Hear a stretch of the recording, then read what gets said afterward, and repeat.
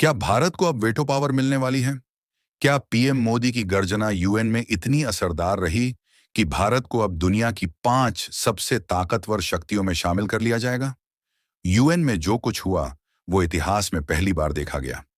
आज का ये वीडियो बेहद खास है, क्योंकि हम बात करेंगे यूनाइटेड नेशंस में पीएम मोदी के भाषण, वीटो पावर और भारत की नई ताकत की। वीडियो शुरू करने से पहले आपसे एक निवेदन है। अगर आप चाहते हैं कि भारत भी वेटो पावर से लैस हो, तो इस वीडियो को पूरा देखें और हमारे चैनल को अभी सब्सक्राइब करें, क्योंकि यही मिलती है जीके की सबसे पावरफुल और अपडेटेड जानकारी।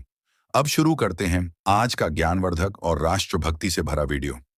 संयुक्त राष्ट्र यानी यूनाइटेड नेशंस एक ऐसा अंतर्राष्ट्रीय संगठन है जो दुनिया में शांति, सुरक्षा और सहयोग बनाए रखने का काम करता है। इस संगठन की सबसे ताकतवर संस्था है यूएन सुरक्षा परिषद यानी संयुक्त राष्ट्र सुरक्षा परिषद। इस परिषद के कुल 15 सदस्य होते हैं। इनमें से 5 देश हैं स्थायी सदस्य, परमानेंट मेंबर्स। 1 अमेरिका, 2 रूस, 3 चीन, 4 फ्रांस, 5 ब्रिटेन। इन 5 देशों को एक विशेष अधिकार मिला है, जिसे कहते हैं वेटो पावर। इसका मतलब यह है कि अगर इन 5 देशों में से कोई भी एक किसी प्रस्ताव को नकार दे, तो वह प्रस्ताव कभी भी पास नहीं हो सकता। यानी ये 5 देश दुनिया के फैसलों पर एक तरफा रोक भी लगा सकते हैं। अब सवाल यह उठता है कि भारत जैसा विशाल, शक्तिशाली और जिम्मेदार देश इस लिस्ट में क्यों नहीं है? आखिर कब तक भारत सिर्फ एक आम सदस्य बना रहेगा? हाल ही में प्रधानमंत्री नरेंद्र मोदी ने यूनाइटेड नेशंस में एक ऐतिहासिक भाषण दिया। उन्होंने दुनिया के सामने यह सवाल खड़ा कर दिया, क्या ऐसी संस्था जो भारत की आवाज नहीं सुनती, वह वाकई लोकतांत्रिक है? उन्होंने कहा कि भारत ने कभी किसी देश पर हमला नहीं किया। भारत ने हमेशा शांति का संदेश दिया। भारत ने दुनिया के हर कोने में मानवता की सेवा की है। तो फिर भारत को वेटो पावर क्यों नहीं मिलनी चाहिए?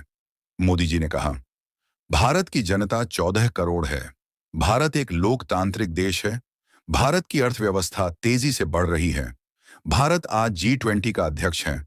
भारत ने ISRO से लेकर चंद्रयान 3 तक पूरी दुनिया को चौंका दिया है।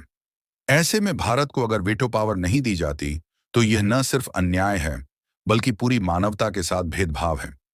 अभी भारत को वेटो पावर नहीं मिली है, लेकिन भारत को यूएनएससी का स्थायी सदस्य बनाने की मांग अमेरिका, रूस, फ्रांस जैसे बड़े देश भी कर चुके हैं।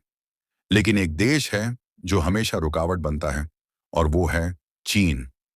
चीन नहीं चाहता कि भारत को वो ताकत मिले जो अभी सिर्फ 5 देशों के पास है। लेकिन अब दुनिया की सोच बदल रही है।